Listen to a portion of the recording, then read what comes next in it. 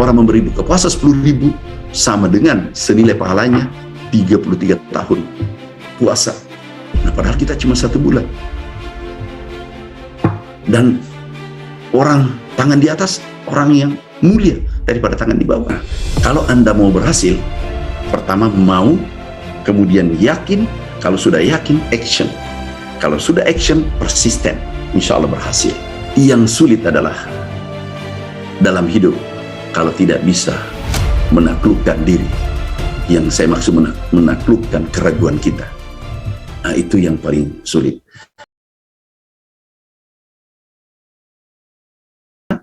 Pertanian modern. Kita masuk pertanian modern. Kami waktu itu ke Jerman. Saya melihat potensi di sana sangat terbatas ketimbang Indonesia. Nah, kami melihat ada air bisa recycle, dimanfaatkan untuk tanaman, itu 40 kali. Indonesia baru 40 kali. Terkadang 1 kali pun tidak. Nah, sehingga kami selalu gaungkan kepada seluruh masyarakat yang bergerak sektor pertanian, bagaimana caranya teknologi kita agar air hujan yang jatuh di bumi Indonesia jangan membiarkan jatuh di bumi Indonesia kemudian mengalir sia-sia sampai dengan ke lautan. Waktu itu kami lapor Bapak Presiden, Pak, kita membangun 1 juta embung sehingga ketahanan pangan kita kuat. Ada air, ada kehidupan. Ada air, ada kehidupan. Kita lihat di kampung-kampung, ada air, ada pasti ikan. Belum, ini semuanya bergizi. Siput juga bergizi. Kemudian ikan lainnya, semua bergizi. Dan itu sehat. Nah, saya katakan kita membangun 1 juta embung untuk menggerakkan pertanian. Kemudian setelah membangun rainwater harvesting system, jadi kita menangkap air hujan yang jatuh, kemudian ini kita tidak mau melepas ke lautan sebelum dia menjadi pangan. Bahkan jangan biarkan masuk ke lautan. Kalau perlu recycle. Berapa kali? 2-3 kali. Nah, ironisnya dulu terjadi di Kalimantan. Kami kunjungan di Kalimantan. Kami melihat di Kalimantan ada 25.000 hektar sawah hamparan. Kekeringan, hanya produksi 1 kali 1 tahun. Satu sisi, ini ada sungai, kalau di sini Sulawesi Selatan, Sungai Walanai, yang mengalir airnya sepanjang tahun. Tapi di sisi lain,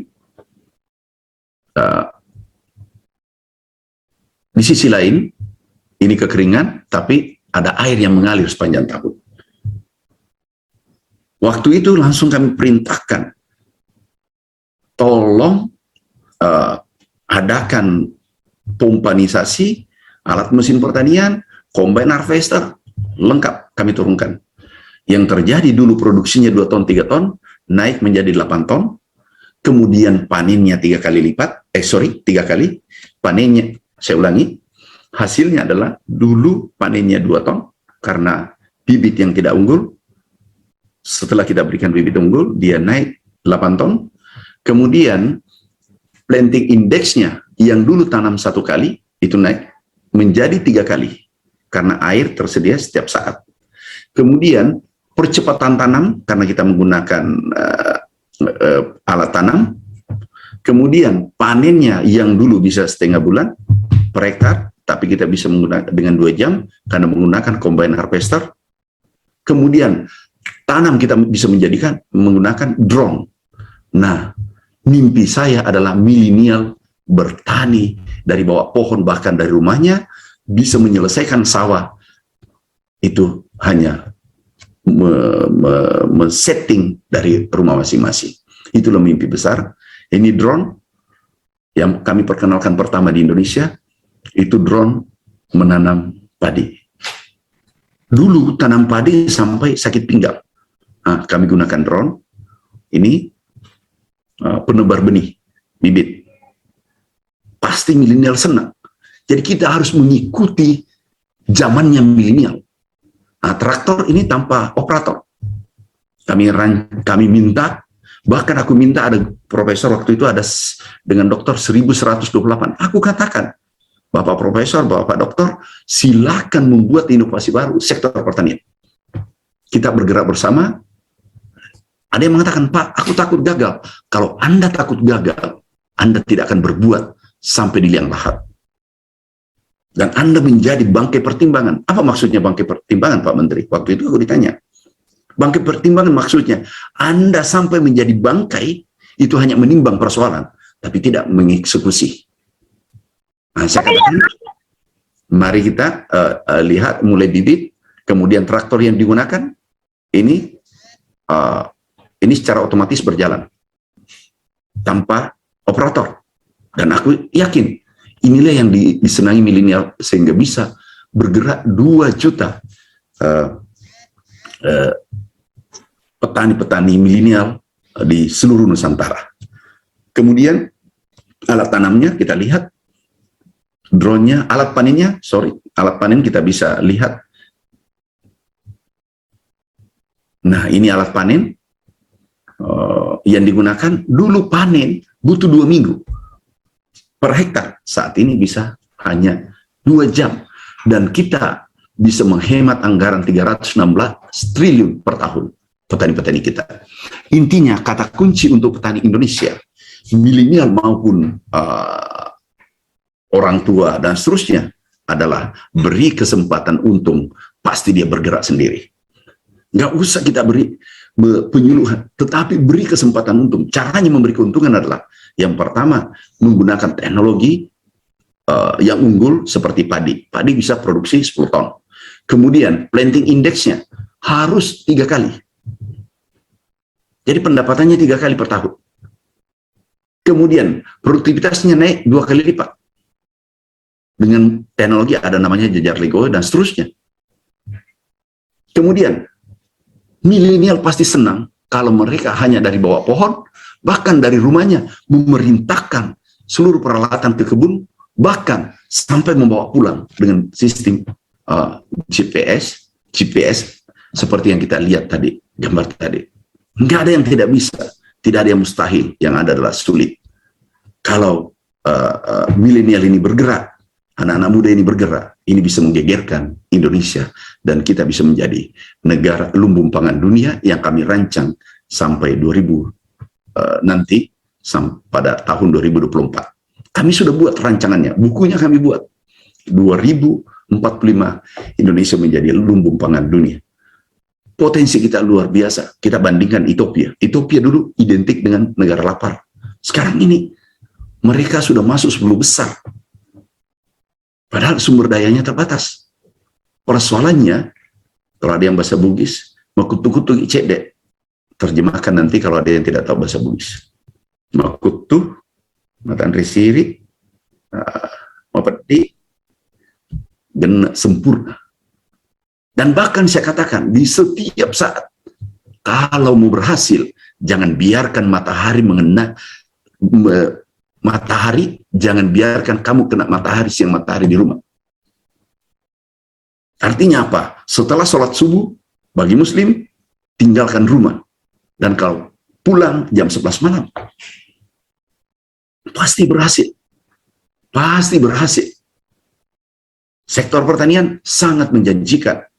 Ada sapi, bahkan ada sapi 5:1. Satu sapi yang kami hasilkan, sapi unggul, dulu namanya, saya beri nama Gatot Kaca. Nah, ini sapi. Sapi bobotnya 2 ton. Kalau sapi Sulawesi Selatan, bobotnya 300 kilo. Ini pantaknya aja itu 30 kilo.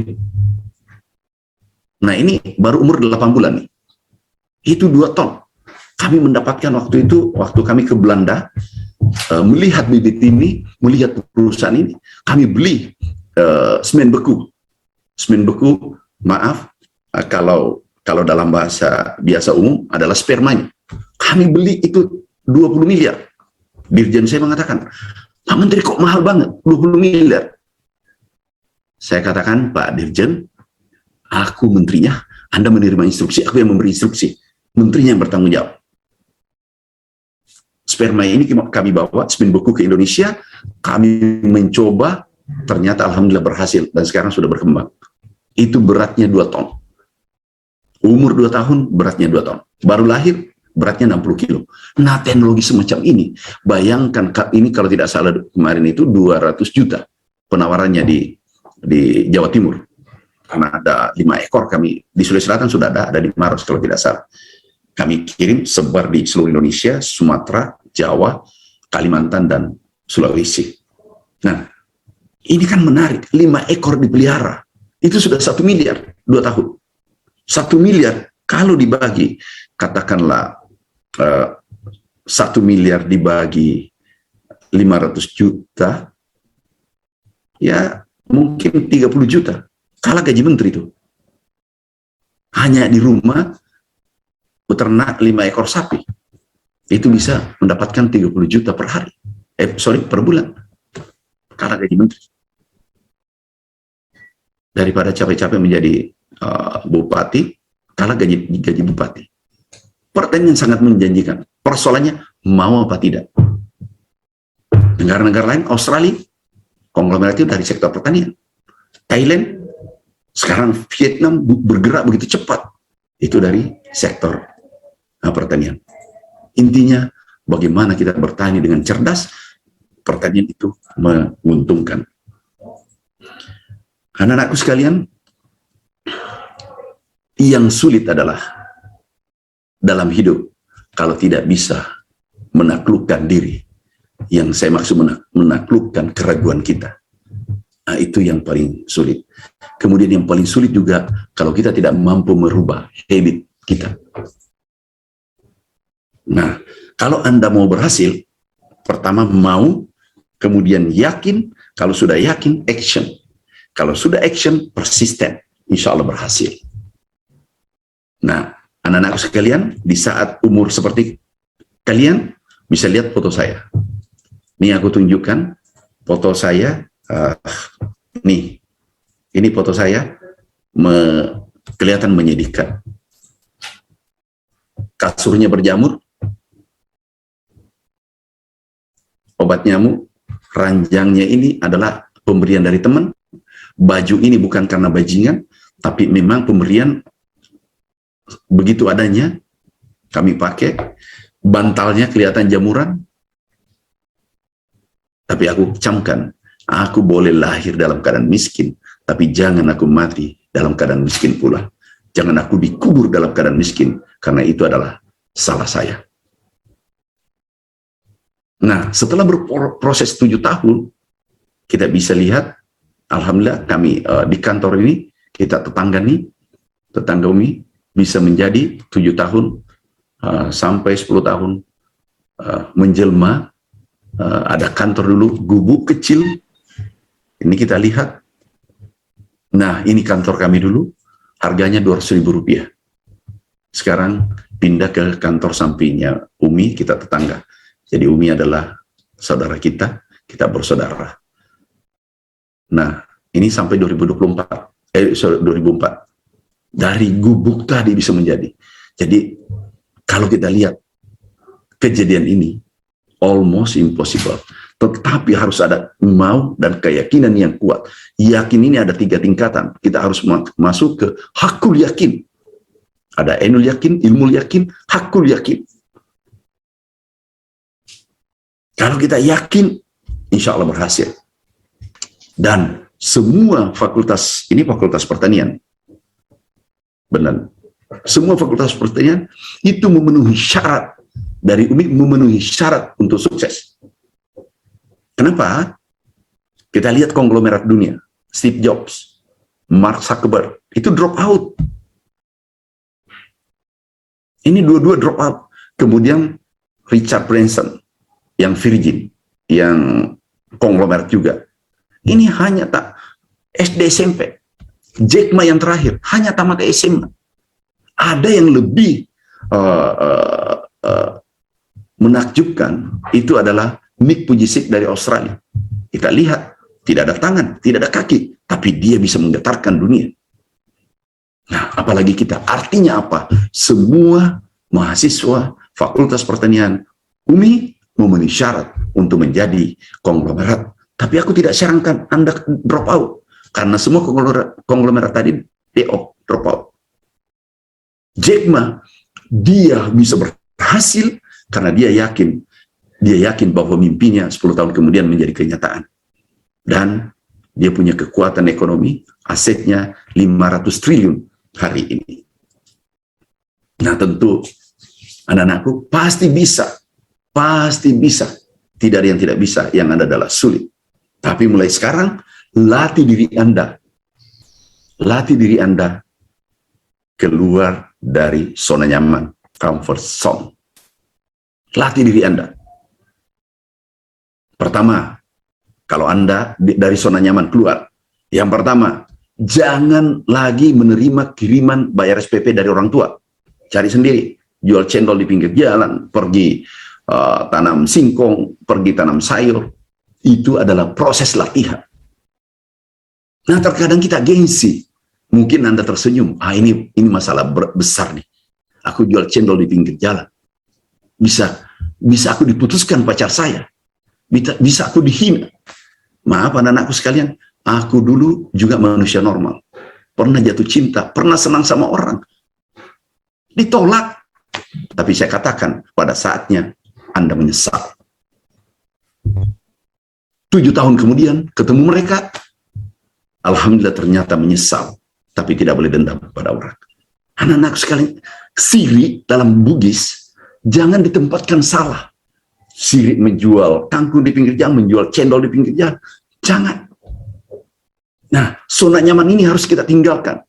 Anak-anakku yang masih muda, kalau Anda mau berhasil hari ini, teteskan air matamu yang ada pada saat you muda.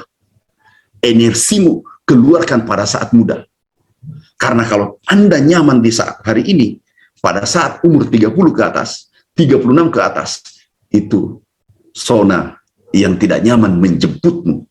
Tapi kalau kamu tidak nyaman hari ini, kamu ciptakan dirimu tidak nyaman, bekerja keras, tidak pantang menyerah, siang malam, sukses kenyamanan menjemputmu. Tapi kalau Anda malasan hari ini, malas kuliah, malas belajar, itu akan Anda dijemput nanti ketidaknyamanan di 10 tahun kemudian, 15 tahun kemudian. Anda akan dijemput dengan zona tidak nyaman. Nah, tinggal memilih. Hari ini nyaman, 10 tahun kemudian pasti 90% Anda tidak nyaman. Kalau hari ini tidak nyaman, insya Allah 10 tahun kemudian akan menikmati nyaman. Anda keluar dari, kalau mahasiswa anak-anakku, saran saya, ekstrim. Kalau mau hasilnya ekstrim, harus ekstrim. Pertama, yang spiritualnya, sayangi ibumu, kedua orang tuamu. Ibumu, baru ayahmu. Sayangi. Bentuk Anda menyayangi, jangan minta uang. Cari sendiri. Kalau perlu, jadi gojek. Menjual sayur, menanam sayur, apa saja. Kalau perlu, menjadi pembantu tukang cleaning service. Bisa di mall-mall di mana menjadi cleaning service dan seterusnya. Nah, ini zona tidak nyaman. Dulu kami berjuang, aku dihina, dikira orang gila. Dan yang mengatakan orang gila, menghinaku adalah orang yang dekat dengan kami. Tapi setelah 10 tahun kemudian, baru mereka sadar bahwa kita semua yang gila di sekeliling mereka, dia yang sadar. Pasti Anda bisa. Nah, bergerak sektor pertanian, aku sudah sampaikan tadi, lahan kita Indonesia subur, lahan kita luas, mau sukses, masuk sektor pertanian, bergerak dengan teknologi modern yang saya sampaikan tadi. Nah, kalau nanti anak-anakku persiapkan dari sekarang, kalau masih semester, ini semester berapa nih? semester awal. Kalau Anda masih semester 3, 4, belajar dengan baik. Belajar dengan baik. Kami sekarang ini, setelah tidak menteri lagi, kami membaca buku, dan itu biasanya 5-10 jam per hari. Kami tetap membaca buku. Apa yang terjadi di belahan dunia. Nah, kalau mahasiswa mau dapat IP 4, gampang. Gampang. IP 4, baca berulang kali, 20 kali buku itu, dan harus dengan cerdas. Baca otaknya dosen. Baca bukunya dosen. Tulis apa yang diinginkan dosen. Jangan keinginan Anda tulis. Minta maaf, ada teman saya Ibu Ayu di sini. Kalau tidak salah lihat tadi, dosen UMI. Minta maaf Bu Ayu. Dulu kenapa saya IP 4,0? Aku menulis. Amran, iya.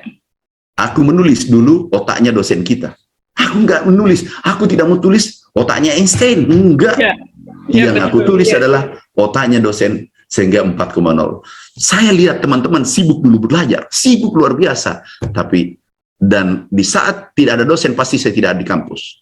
Hanya memberitahu orang di kampus, pegawai di kampus, tolong SMS saya kalau tidak dosen. Sia-sia hidupku kalau saya ke kampus tidak ada dosen. Pada saat itu S2, S3.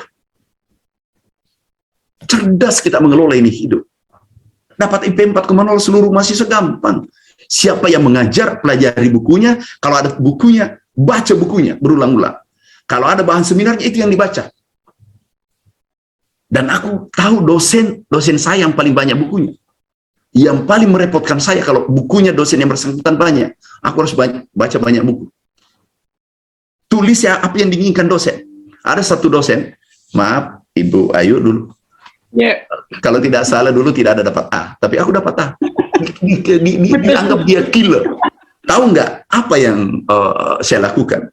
Aku tahu ini dosen dan tinggi pahalanya, sudah meninggal almarhum. Paling killer, sulit dapat A. Aku diskusi dengan teman-teman, sudah belajar. Yang aku pelajari adalah apa informasi terkini tentang dosen ini. Saya masih ingat 3 soal dulu. Ini kecerdasan anak-anakku. Hidup ini harus cerdas, pintar dan cerdas. Aku ingat transgenik yang dibahas, nomor 3. Pada waktu itu dibahas di Fajar, harian Fajar di koran, aku ambil 3 edisi. Aku ambil 3 edisi. Begitu ujian, 3 edisi ini masuk, nomor 3. Dan ini lagi senangnya mengatakan pertanian, apa istilahnya itu? Transgenik. Nah, yang aku tulis, karena ini transgenik dulu, itu adalah kontraproduktif. Dengan kondisi banyak yang kritik dan seterusnya. Teman-teman saya, aku tulis sesuai yang diinginkan dosennya. Dan nomor 3 aku jadikan nomor 1. Aku tulis 3 edisi, yang keluar dari harian Fajar, persis apa yang diucapkan. Kemudian nomor 2, nomor 3 itu biasa-biasa. Terus aku tanya teman-teman waktu itu, Bu Ayu, saya tanya, Anda tulis apa tadi nomor 3? Wah, itu nggak benar, itu transgenik kapas di genik itu nggak benar. Saya bilang, kamu C. Paling tinggi B. Dia bilang, wah, kenapa kau tentukan? Saya bilang, lihat aja kalau keluar nanti nilai. Bagaimana kau tulis yang bertentangan dengan diinginkan dosennya? Pasti dapat B atau C. Aku tulis yang diinginkan dosennya. Persoalan berdebat, nanti setelah setelah saya jadi menteri, saya undang, ayo kita berdebat. Waktu itu, aku harus dapat A dulu. Yang penting sudah dapat A, setelah aku jadi menteri, aku undang diskusi, ayo kita diskusi. Yang benar seperti ini yang saya pikirkan, yang pernah saya temui. Nah, anak-anakku belajar 10 jam minimal, kalau bisa 20 jam, IP 4,0, nggak sulit. Apa yang diucapkan dosen ikuti, syukur-syukur, cari bukunya dosen itu karangannya. Cari buku yang dikeluarkan, kemudian cari buku seminar. Pasti berhasil. Nah, kalau IP sudah keluar IP 4,0, S1, terus pasti Anda syaratnya memenuhi konglomerat, itu sudah terpenuhi. Jack Ma hanya SMA, Mark Zuckerberg drop out, Steve Jobs drop out, Anda tidak drop out. Kalau kami dilihat dari background, nggak ada keluarga pejabat. Ibu Ayu itu dulu bosku, dia anak pejabat. Ada juga Ibu Wati, kalau tidak salah ikut tadi. Nggak tahu di mana ikut dosen. Hadir, Pak. Wah, itu bosku juga. itu bosku juga itu. Nah, Teman beta. ya, itu bosku semua. Tapi aku katakan, pada saatnya aku goncang ini Indonesia. Dan begitu jadi menteri, saya katakan, ya Allah, kesempatan pena ini saya manfaatkan, gunakan di jalan yang benar. Sahabat, waktu S2 sama-sama cum laude. Iya, alhamdulillah. Nah, sekarang Ibu Wati ditanya cum laude, bagaimana IPK gampang? Apa yang dikatakan dosen? Nah, anak-anak sekalian yang milenial mau jadi pengusaha sektor pertanian harus melatih dari sekarang sektor bisnisnya, sektor budidayanya.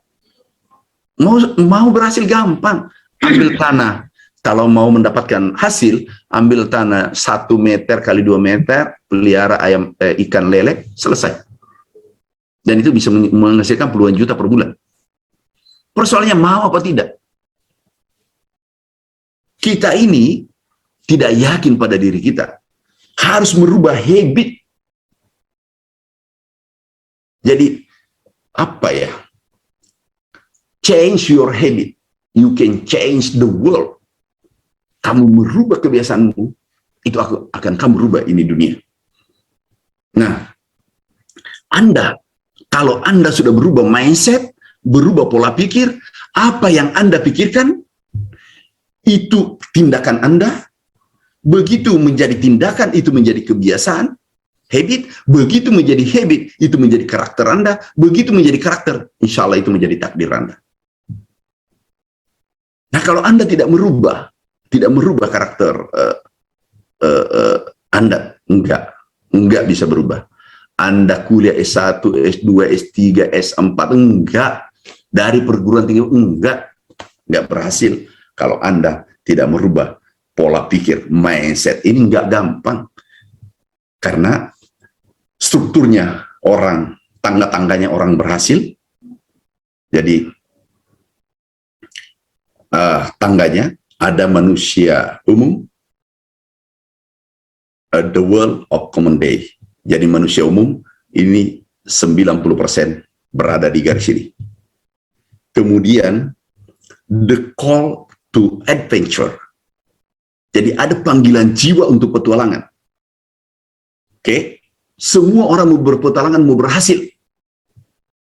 Oke, berikutnya the refusal of the call. Menolak panggilan jiwa itu. Dan itu berbagai macam. Bisa environment, lingkungan Anda menolak. Yang biasa menolak kita, yang biasa kita menjadi demotivasi. Teman-teman kita, nggak usah lebay, nggak usah kamu lebih baik pergi nongki-nongki, istilah anak sekarang. Sudahlah, nggak usah ke sana, nggak usah kerja keras, nggak usah kamu terlalu ambisius. Itu adalah setan. Ingat, ia mempengaruhi kita, menolak untuk kita berpetualangan. Itu adalah lingkungan kita. Dan yang terdekat biasanya adalah saudara-saudara kita. Tapi jangan bilangi mereka setan. Nggak boleh. Dia mempengaruhi kita. Jangan. Aku dulu dikatakan, ini aku dengar langsung, saudara kita ini mulai gila. Yang kedua, kok kuliah, kerja juga. Cukup kamu kuliah dulu. Macam-macam. Kenapa? Kami tinggal di kos-kosan. Hidup pas-pasan. Bahkan, aku cuma bisa saya tunjukkan, ini kos-kosan kami. Nih, tuh yang lantai 2, kos-kosan. Menyedihkan, 4 kali, 3 kali 4. Tuh yang ada silangnya yang di atas. Itu tempat kami yang lantai 2. Dan 4 kali 6. Di situ kami 4 tahun. Sumurnya, baunya luar biasa, kangkungnya ada di belakang. Itu yang membuat kami, mengantar kami bisa mengajar hari ini. Kangkung, ikan tangkap di apa namanya tuh, yang kampus UNAS, ada danau kampus. Saya pergi tangkap ikan sampai kaki saya masih luka, ada bekas luka karena saya kena batu waktu tangkap ikan. Ingat, anak-anakku pelaut ulung, lahir di ombak besar, harus diuji oleh alam, harus berproses kalau mau berhasil. Kalau tidak berproses, itu omong kosong. Nah, Anda harus berani berproses mulai hari ini. Prosesnya keluar dari zona nyaman. Tinggalkan zona nyaman. Zona nyaman Anda, WA, selfie tidak penting. Setiap makan langkahnya semua dipotong. Untuk apa? Wasting time. Foto semua enggak penting. Terlalu banyak perilaku kita yang tidak penting. Dan itu sia-sia. Banyak kelakuan kita yang tidak penting. Nah, mulai di manage ini hidup. Mana bisa produktif. Anak-anakku, aku minta anakku produktif. Sudah belajar, cari nafkah yang halal. Pergi kerja. Camkan. Setelah kuliah ini, bila perlu, telepon. Kedua orang tanya, Mama, ilaskan aku berjuang. Ini adalah terakhir aku terima kiriman berikutnya. Doakan aku ingin berjuang mencari nafkah sendiri. Anda sudah dewasa. Kami umur 9 tahun jual batu gunung. Kami jual umur 9 tahun. Kami jual batu gunung ke perusahaan.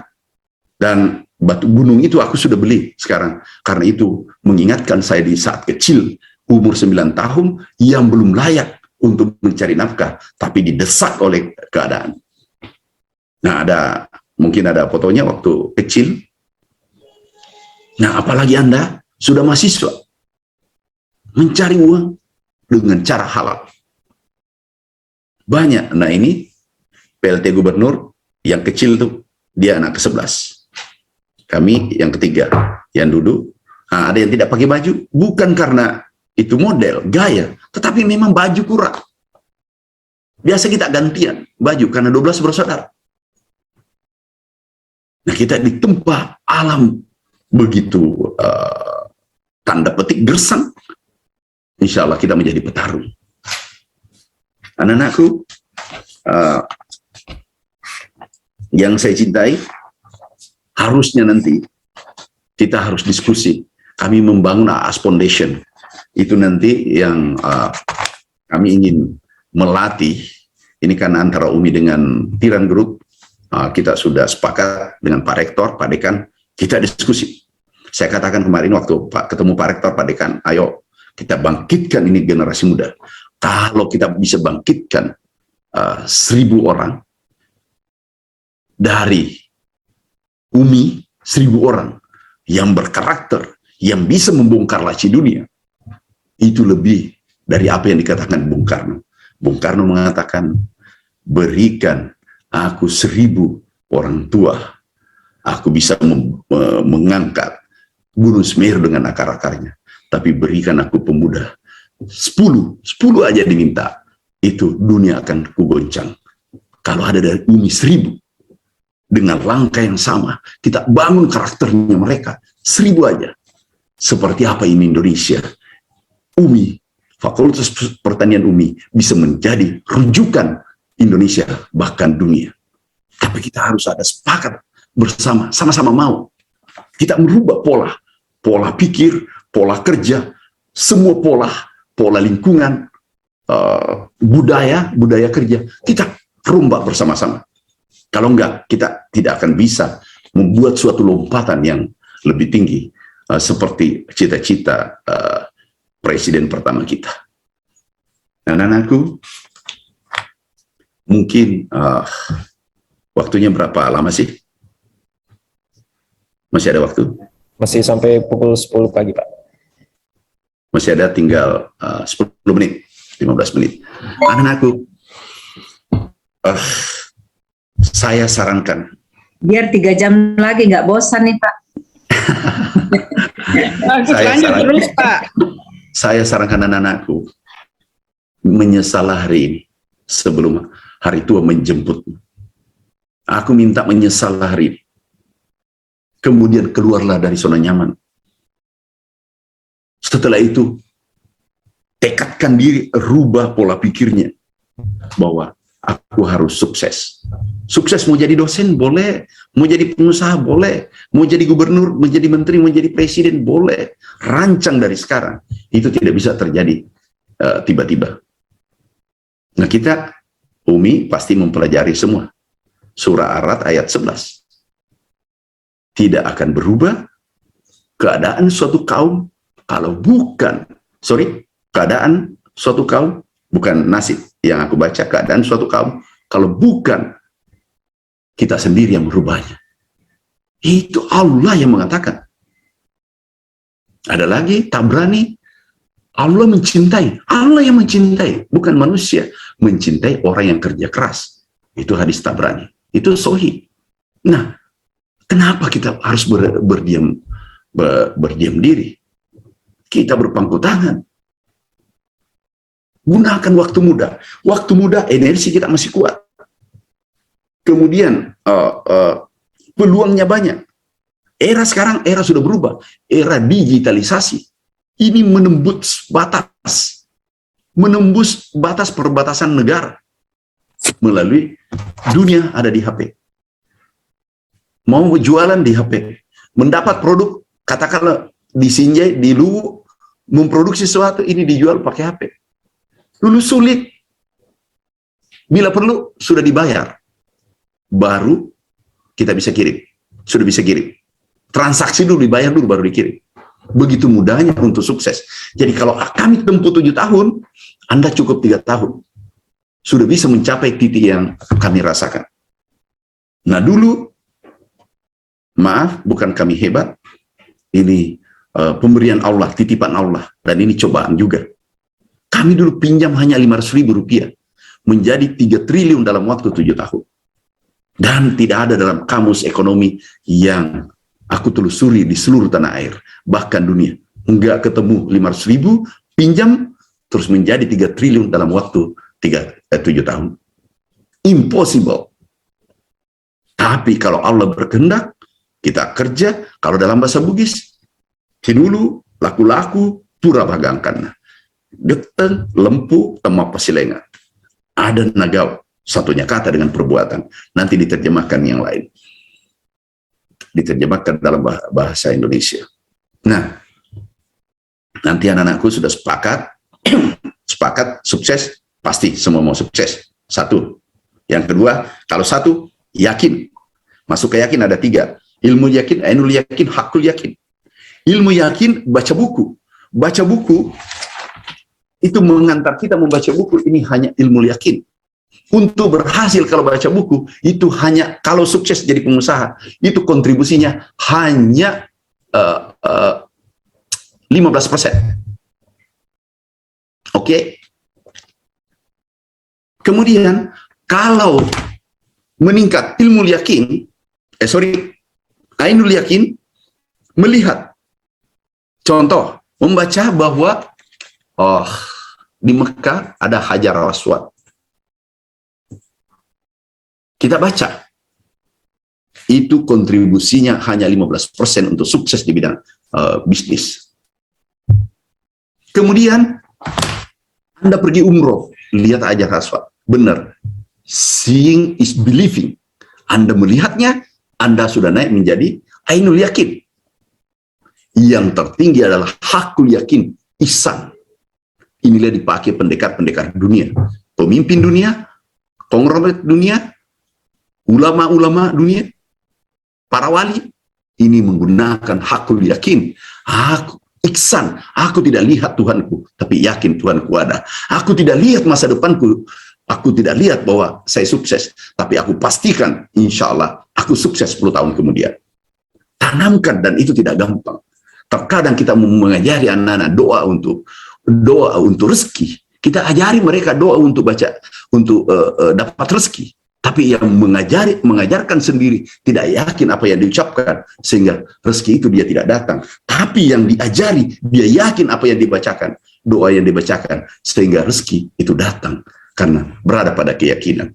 Kita sholat, kita umroh, kita haji, puasa, semua berada menyatu pada, karena kita yakin Allah itu ada. dan ada hari pembalasan. Kalau masuk ke tingkat hakul yakin, masa depan Anda, seluruh anak-anakku sekalian, aku pastikan insya Allah tidak suram. Aku pastikan itu masa depan Anda nyaman dunia akhirat. Saya kadang diskusi banyak teman-teman. Ada buku baru-baru saya tulis, harta dibawa mati. Jangan dibalik, harta tidak boleh mati. Yang saya maksud adalah seluruh harta nantinya, kalau sukses, masjid dibawa ke kuburan, kantor dibawa ke kuburan. Semua harta yang kita tinggalkan, amalannya dikirim ke kuburan, dan dia itu menjadi penerang di kuburan. Kalau mengatakan meninggal, nanti yang dibawa hanya kaci, itu membuat demotivasi kepada generasi muda. Bahkan ada yang mengatakan, andai kan bisa aku meninggal masuk surga hari ini dengan besok, tidak ada bedanya, lebih baik hari ini. Tapi kalau kita mengatakan kalimat positif kita keluarkan, harta dibawa mati, seluruh yang kita tinggalkan digunakan anak cucu, digunakan orang yang kantor, kemudian masjid yang kita tinggalkan, kemudian jalan yang kita bangun, kemudian perkebunan. Ingat, seluruh kalau kita bangun perkebunan, katakanlah 10.000 hektar, seluruh mikroba binatang yang hidup di dalamnya, itu kalau dia memakan dan kita ilas, itu adalah sedekah. Berapa triliun mikroba di situ hidup karena kita membangun membangun perkebunan besar. Berapa triliun sedekahnya ke kita. Contoh kecil juga, memberi buka puasa. Orang memberi buka puasa 10.000 sama dengan senilai pahalanya 33 tahun puasa. Nah, padahal kita cuma 1 bulan. Dan orang tangan di atas, orang yang mulia daripada tangan di bawah. Jangan dibalik-balik. Harus selalu kalimat positif kita utarakan. Karena waktunya mungkin sudah anak-anakku. Aku tunggu kalau ada yang mau bertanya. Silakan, ini bukan yang terakhir, tapi awal pertemuan kita.